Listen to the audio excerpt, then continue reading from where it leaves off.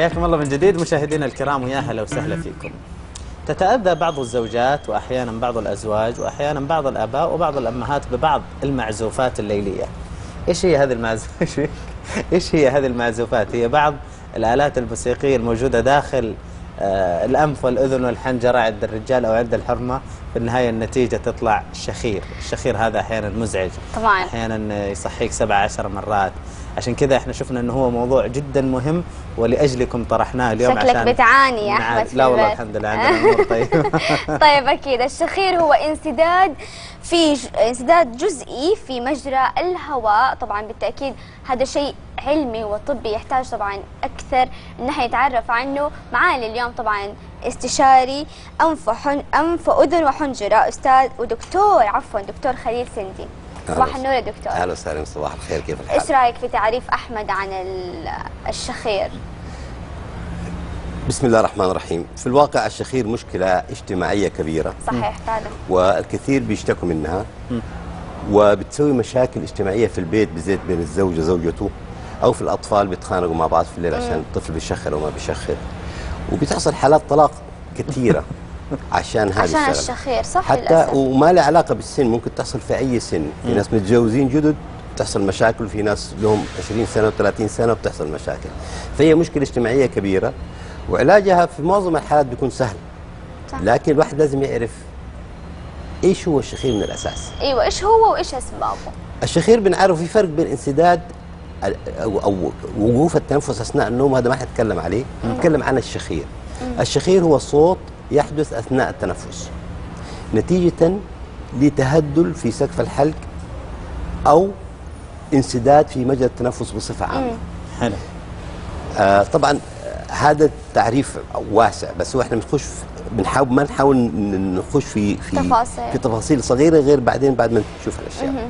في فرق بين الطفل الصغير لما يشخر والانسان الكبير. الطفل الصغير في معظم الحالات بيكون نتيجه لزياده في الوزن، اذا كان طفل طبعا ما شاء الله تبارك الله، او اذا كان عنده تضخم في اللوز او اللحميات الانفيه، او يكون عنده حساسيه شداله خشمه.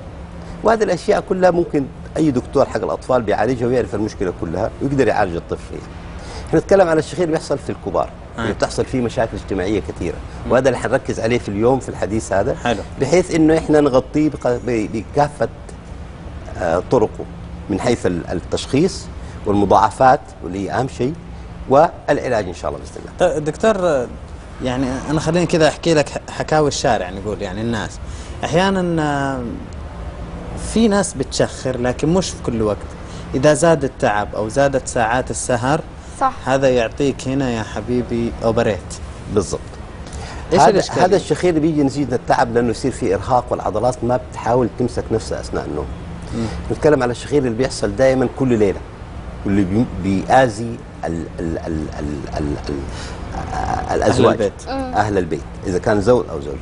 وهذا اللي حنتكلم عليه بصفه عامه.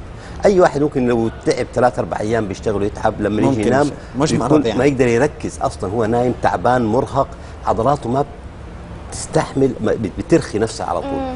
حتى هو ما مثلا تشيله وتحطه على سريره وهو ما داري عن نفسه، يقول لك انا ايش جابني هنا؟ من التعب. فهذا يعني خارج عن اللي هو الروتين اللي حنتكلم عليه. الشخير اللي بنتكلم عليه هذا الشخير اللي بيحصل كل يوم في كل لحظه، كل ما ينام الانسان، كل ما ينام. وبعض الاحيان هو من قله النوم او من الشخير والتعب حق الشخير، بينام هو جالس، بينام هو بيسوق السياره، وبينام هو على مكتبه. فكل الاشياء هذه بتاثر عليه. في ناس كثير بتصير لهم حوادث سيارات، في ناس المرور بيمسكهم يفتكرهم يعني متعاطين حاجه، وهو تلاقيه نايم على نفسه بيسوق السياره وما داير على نفسه. وفي ناس كثير جوني بحوادث لانه هذه الاشياء ممكن تاثر عليهم. زوجة بتطلق من جوزها عشان هي بتشخر وما عارفه تسوي. طب يا دكتور معلش، في مراحل تفوق مرحله الشخير بصراحه.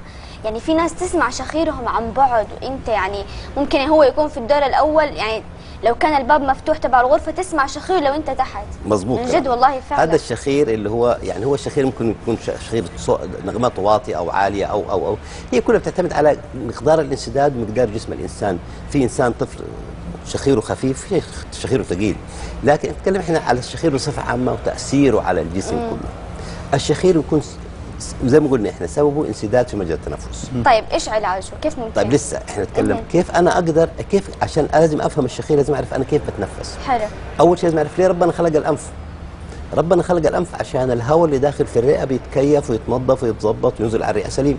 ولا كان سبحانه وتعالى سوى لنا فتحه هنا وريحنا من وجع الدماغ، ولا في شخير ولا في مجنانه. صح. سبحانه وتعالى خلق الانسان في احسن تقويم. وبالتالي الانف له اساسيات، وهي انه الهواء اللي داخل في الانف في قرنيات انفيه، ناس يسموها لحميات، وهذه بتعمل عمليه فلتره وتنظيف للهواء اللي داخل في الرئه. حلو. طيب ليه ربنا سوى لنا فتحتين؟ ليه ما سوى لنا فتحه واحده؟ صح. كل واحد يقول لك عشان اذا واحده وقفت واحده مسدت واحده تشتغل، لا بالعكس. يعني زي العين، ربنا سوى لنا عينين عشان انا اشوف اللي هو البعد الثالث، سوى لنا اثنين عشان اركز من جهه جهه، سوى لي فم واحد عشان اتكلم فيه، لو فمين كانت تصير مشكله. صح والله مشكله. نفس الطريقه لو انا الانف ربنا سوى لي لسبب واحد، انه انا الرئه والقلب شغاله طول الليل تبغى اكسجين، والاكسجين جاي عن طريق الانف، الانف لازم يشتغل معاهم طول الليل. صح. فربنا سوى له نوع عمليه راحه، كل 4-5 ساعات واحد يقفل واحد يفتح، واحد يقفل واحد حلو يفتح. ما شاء الله. ايوه، لازم انا ما احس بالمشكله هذه، لو عندي انسداد بحس فيها، لو ما عندي انسداد ما احس فيها. طيب اذا طب كيف انا بيحصل التنفس طبيعيا؟ انا بعمل ضغط منخفض في رئتي، بنزل الحاجز لتحت، برفع صدري، بعمل ضغط منخفض في رئتي، فالهواء بينشفط عن طريق الانف ويخش على القناه الانفيه، يتنظف ويتكيف وينزل على الرئه سليم. الحمد لله. بعد ما اخلص اضغط الرئه يطلع الهواء، ابغى اتنفس مره ثانيه، انزل حجاب الحاجز، ارفع صدري، فيصير التنفس حقي. طيب لو زاد الانسداد هنا في انفي لاي سبب إن كان، حنتكلم عليه، صعب. حيصير انا صعب الهواء بيخش بسهوله، فلازم ازود قوه الشفط. فكل ما يزيد الانسداد ازود قوه الشفط، كل ما يزيد الانسداد ازود قوه الشفط، لما توصل قوه الشفط هذه ان انا ببدا اشد في سقف الحلق اللي هي اللهاء، سقف الحلق، وهذه تبدا تتشد معايا على مدى السنين، ما اتكلم عن يوم وليله، صح صح، اتكلم على سنين وايام. فهذا طول السنه هذه تتشد وتترخي وتهتز وتعمل صوت اثناء النوم اللي نسميه احنا اللي هو الشخير. الشخير. وكل ما زادت المشكله زاد قوه الشخير، وكل ما زادت المشكله زاد قوه الشخير. اذا المشكله تبدا من فين؟ من الانف، تنتهي كنتيجه السبب الرئيسي هنا في الحلق، سقف الحلق. طيب اذا عرفنا طبعا ايش الاشياء اللي تسوي انسداد في الانف؟ انحراف في الحجز الانفي، تضخم في القرنات الانفيه، كسور في مجرى التنفس كله، صمامات الانف تتاثر فيها، حساسيه في الانف، اكياس مائيه في الانف، كل الاشياء هذه اي شيء يسد الانف يسوي فيها. طيب سقف الحلق، تضخم في اللوزتين، تضخم في اللسان، كويس. هذه الاشياء اللي نشوفها احنا، تهدل في سقف الحلق، وجود اورام في منطقه الحنجره، ممكن تسوي شغله اورام يعني كبيره. اوكي ايوه. طيب هذه الاشياء اللي بنشوفها احنا، في اشياء اللي احنا تساعد على هذه الاشياء، زي ايش مثلا؟ زياده الوزن، زود الشخير، ممكن صحيح، الغده الدرقيه، قله افرازات الغده. ايوه الواحد يكون تخين، أيوه. بيحتاج اكسجين اكثر ومنطقه ضيقه، فيشفط اكثر بيصير الشخير. قله افرازات الغده الدرقيه، كويس. الشخص اللي عنده حموضه في المعده، الناس اللي ياكلوا متاخر في الليل ويصير عندهم اكل، ياكلوا اكل زفر واشياء كده كلها تاثر على المعده، كل هذه الاشياء تساعد على عمليه زياده الحموضه، زياده الشخير في الليل. طبعا الارهاق احنا تكلمنا عليه في البدايه، بس هذا يعني بيكون وقت طبيعي على كل شيء اللي بيحصل.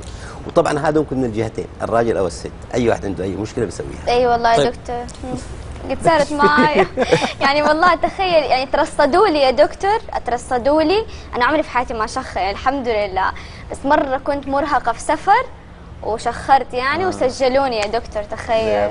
يعني هذه الاشياء كلها اي واحد احسن شيء الواحد دائما يعني. طيب قصة الشخير ما زالت مستمرة، لكن بعد فاصل بسيط.